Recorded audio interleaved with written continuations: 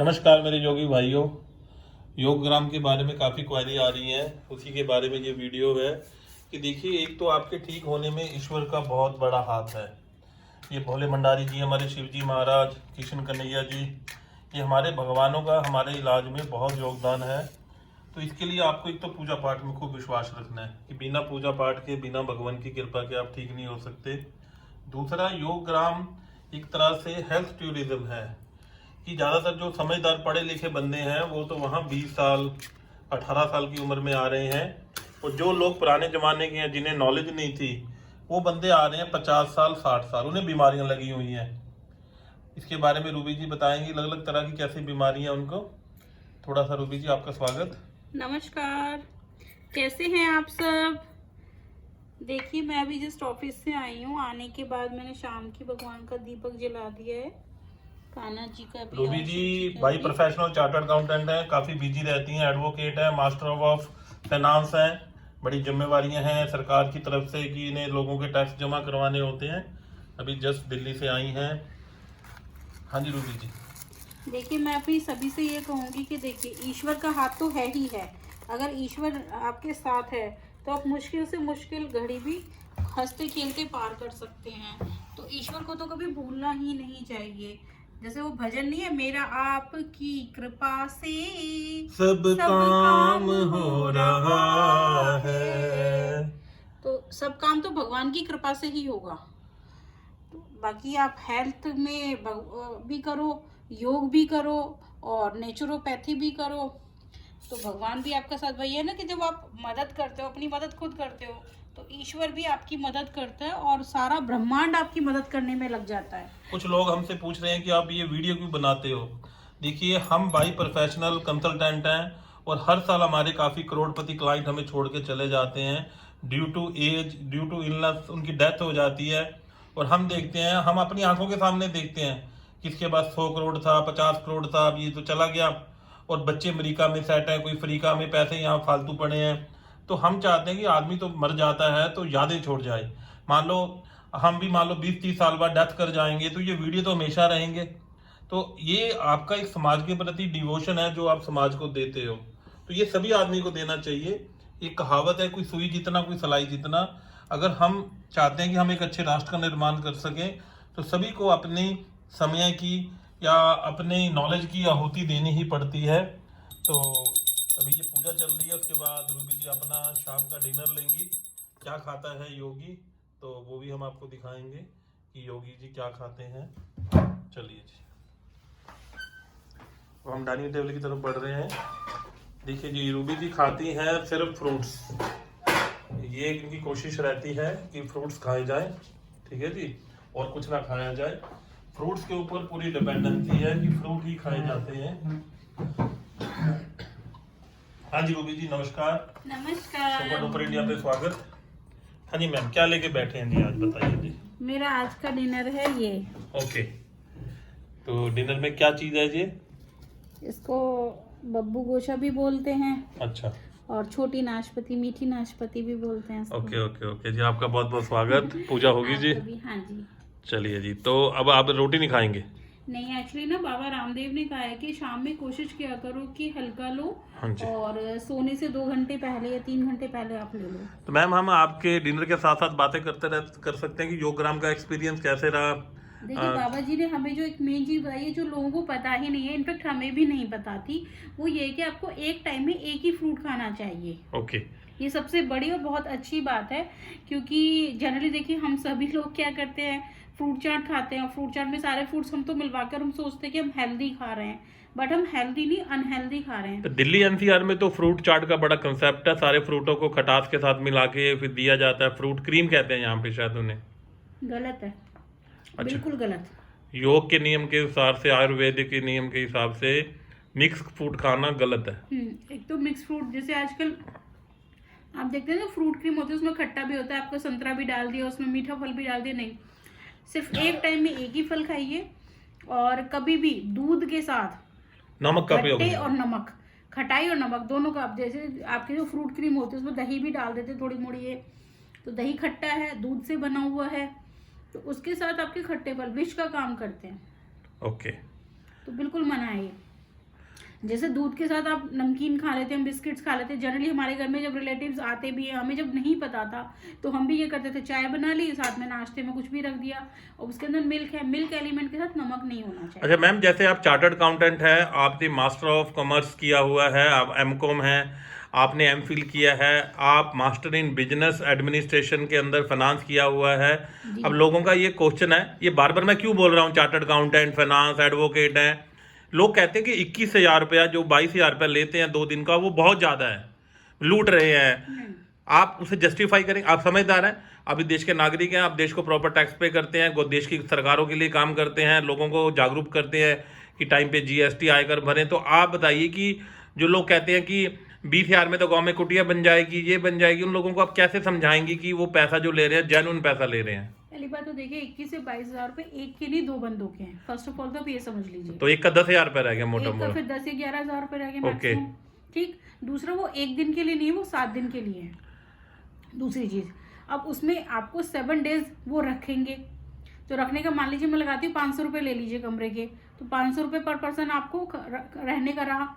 ठीक, तो 4,000 रुपये तो यही हो गया।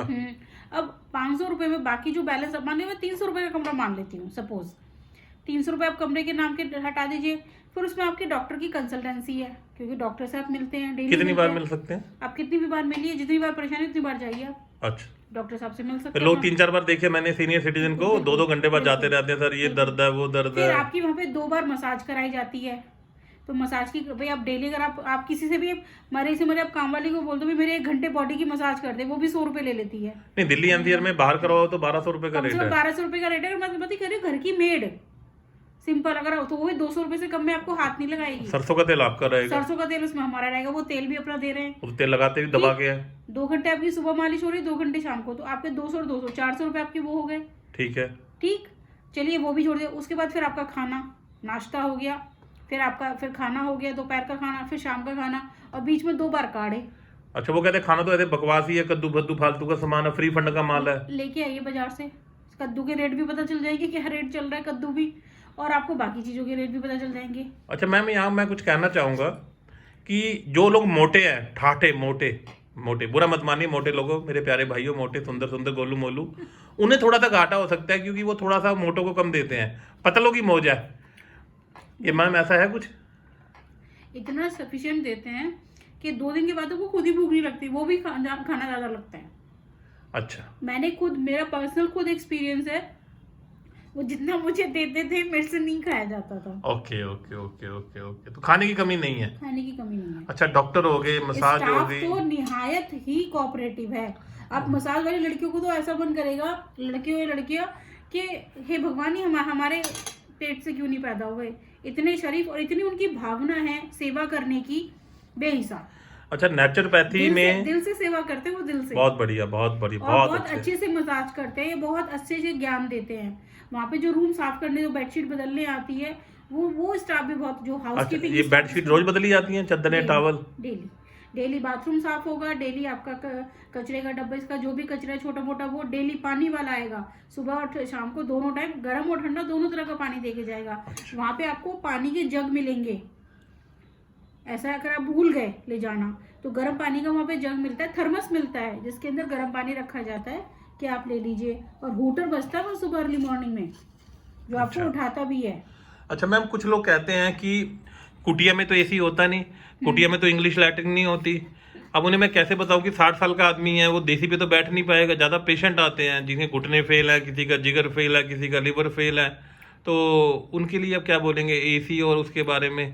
देखिए, एसी लगा है नहीं लगा है, हमें तो इतना पता है, जब हम वहाँ गए थे हमने तो एक दिन एसी यूज़ नहीं करा। उसकी वजह है कि वहाँ टाइम ही नहीं मिलता, पैक टू पैक वहाँ पे होता है। आप सुबह 3:30 बजे उठिए तो सही, वहाँ जाइए तो सही, आपको सब पता चलेगा।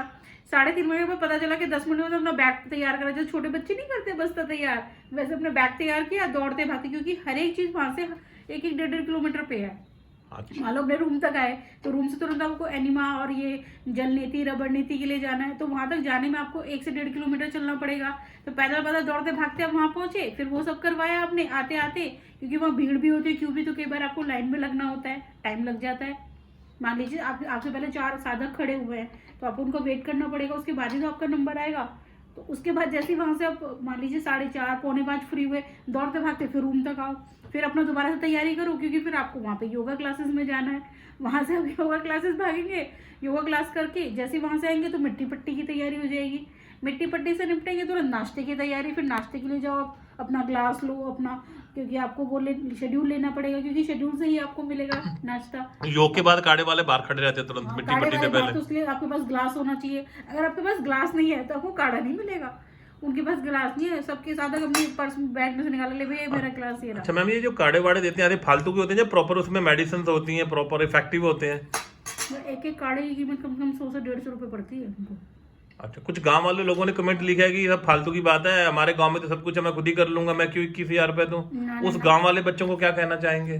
नहीं कहूँगी, वो एक बार जाके देखें, फिर अगर वो हमें झूठा साबित करे तो हम मान लेंगे। अच्छा, जैसे आप प्रचार प्रसार कर रहे हो, आपको कोई कमीशन मिलता है? नहीं, हम ना तो हम कोई प्रचार प्रसार कर रहे हैं, हम तो जो हमने महसूस किया, हमें अच्छा लगा, हम दिल से लोगों को बताना चाहते कि वहां पर ऐसा है।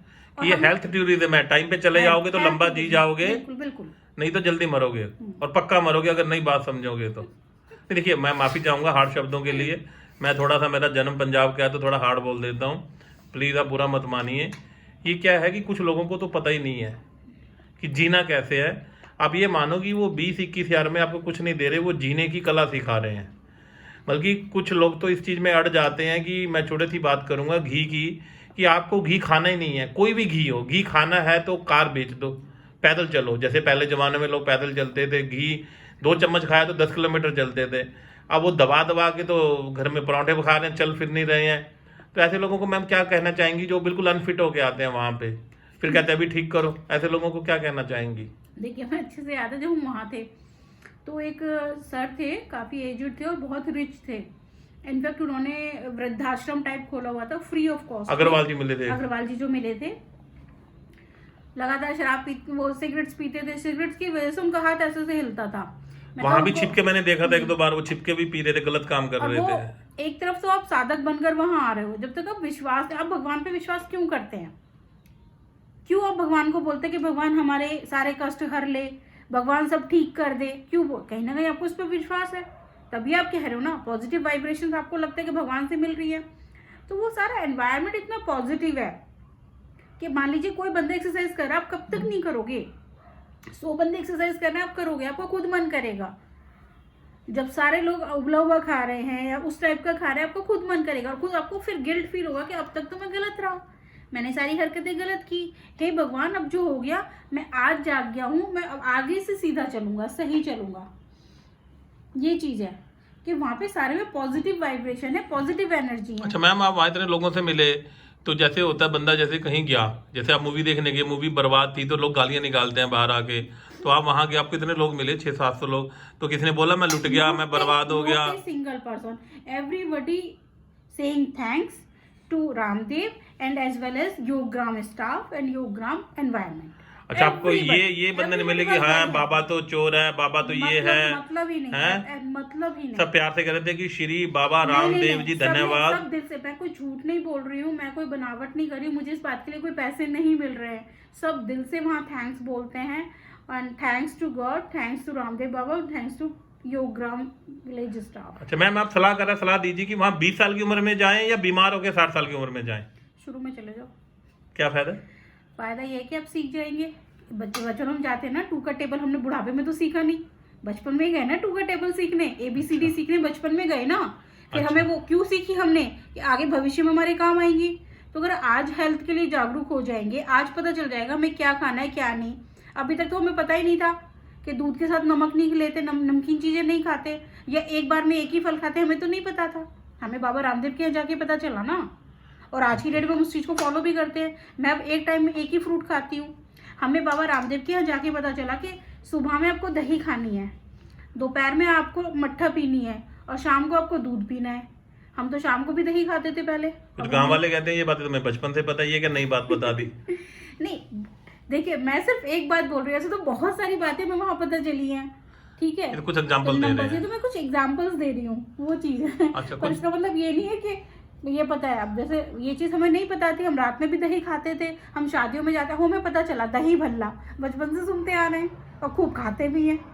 गपड़ गपड़। अब हमें वहां जाके पता चला उड़द की दाल और दही का तो बैर है आपस में। बहुत सारे जो देश के लोगों को बीमारियां लग रही है उन्हें पता ही नहीं कि कि विदेशी कंपनियों ने आके उनकी जिंदगी में जहर घोल दिए, जैसे पिज्जा, बर्गर, और जो हमारी संस्कृति थी उसका उन्होंने नाश कर दिया। और कुछ पुराने बुजुर्ग भी थे कि जलेबी सड़ा हुआ मैदा है, अंडे ये मुर्गे की लैटरिंग है। तो वो भी कुछ लोगों ने हमें गलत चीजें सिखाई कि संडे हो या मंडे रोज खाएं अंडे, या कुछ हमारे बुजुर्गों ने मारे उनके डंडे। हाँ, समोसे खाओ। में समोसा कितना जहरीला है, उन्होंने ये नहीं कहा कि आप उबला खाओ। वहां पे एक चीज अच्छी पता चली कि जिस चीज में स्वाद है आपकी लाइफ में वो हर एक चीज आपके लिए नुकसानदायक है, और जिस चीज में स्वाद नहीं है वही जिंदगी आपकी। अब ये सोच लो, आपको स्वाद के लिए बुढ़ापा बीमारियों से काटना है या जवानी में ही स्वाद छोड़ के आपको अच्छी जिंदगी जीनी है। अच्छा मैम, जैसे आपकी फ्रेंड्स हैं वो भी मुझे आपने बताया कि कनॉट प्लेस में वो पार्टी करने चली गई, का बर्थडे था, पिज्जा बर्गर खाएंगी और आप ये फल खा रहे हो, वो बुरा नहीं लग रहा? नहीं। क्यों? आपने तो नमक भी नहीं लगाया फलों के ऊपर, ना चाट मसाला लगाया। ये भी मुझे बाबा रामदेव के यहाँ जाके पता चला। कैसे? कि ऊपर से कोई भी चीज स्प्रिंकल नहीं करनी चाहिए। क्यों? जैसे पहले सलाद में बनाती थी, हाँ, खुद भी खाती थी, तो पहले नींबू डाल के उसके ऊपर नमक स्प्रिंकल करती थी। हाँ। Never stop this activities. अच्छा, तो ये भी बताया कि दही में कभी नमक नहीं डालना चाहिए, बैर है। नहीं, दूध पदार्थ तो नमक आप में बैर है, आपके सफेद दाग हो जाएंगे। बिल्कुल बिल्कुल। पर लोग तो खूब करते हैं दबा के। अब अज्ञानता, मैं भी करती थी, मैं भी खूब सैलेड के ऊपर डालती जैसे थी। छोटा बच्चा है उसे चीनी देनी नहीं चाहिए, चीनी वैसे नहीं खानी चाहिए, शहद खाना चाहिए। पर लोग तो अपने देश में कहते हैं मुंह मीठा करवाओ, कुछ भी खुशी हो मुंह मीठा करवाओ, चीनी खिलाओ, सर मीठा। एक्चुअली हमारे देश में क्या है ना कि अतिथि देवो भव है, उस परंपरा पे हम लोग चलते हैं। तो हमारे जो भी आता है हम उसको भगवान की तरह लेते हैं, तो भगवान को सामान अर्पित करते हैं। लेकिन उसमें अगर मान लो खुद ही अज्ञानता है, हमें पता ही नहीं है कि दही और भल्ला दोनों, मतलब उड़द की दाल और उसका आपस में वैर है, हम तो इसलिए दे रहे थे। सैलेड हम सब दे रहे थे, फ्रूट चाट बना, हम तो फ्रूट चाट खिला रहे हैं। बट आज पता चला ना कि फ्रूट मतलब एक फ्रूट खिलाओ, अच्छा नहीं, हम नुकसान कर रहे हैं उसका, हम उसका अच्छा नहीं, जाने अनजाने हम गलती कर रहे हैं। हम भगवान के आगे कहते हैं ना, हे भगवान हमसे जाने अनजाने जो भी गलती हुई हो उसके लिए हमें क्षमा करना। तो अब क्षमा मांग लो। अच्छा मैम, जैसे हम जाते हैं फॉरेन में तो अंग्रेज से मिलता है तो कहते हैं चलो गोल्फ खेलते हैं, क्रिकेट खेलते हैं, टेबल टेनिस खेलते हैं। और हिंदुस्तानी से मिलता है कि चलो भाई लाओ जलेबी लाओ, समोसा लाओ, भल्ले लाओ। तो चाय नाश्ता तुरंत प्लेटें लग हाँ, तो ये ऐसा कल्चर क्यों है जी हमारे? गलत कल्चर नहीं है, चेंज नहीं होना चाहिए?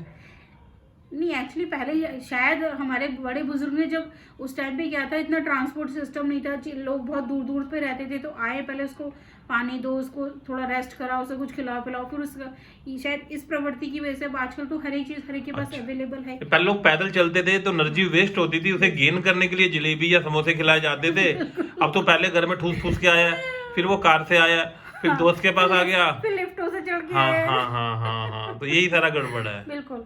अच्छा मैम, कुछ आपके चाहने वाले आपके योगी भाई कह रहे हैं मैम आपका वजन भी ज्यादा है, तो आप वजन कम करने के लिए क्या कर रहे हैं? बिल्कुल बिल्कुल, आप लोग मेरे साथ बने रहे और मुझे ऐसे मोटिवेट करते रहे, मैं 100% अपना वजन कम करके एक साल में मैडम बदल जाएंगी। हाँ, क्योंकि आज पर हमें आप लोगों को मेरा साथ देना होगा। बिल्कुल जी बिल्कुल, हमारा सहयोग बना रहेगा। Thank you. ऐसे ही आप चैनल पे आते रहें, अपना कीमती समय देते रहें। जय हिंद, जय भारत, नमस्कार।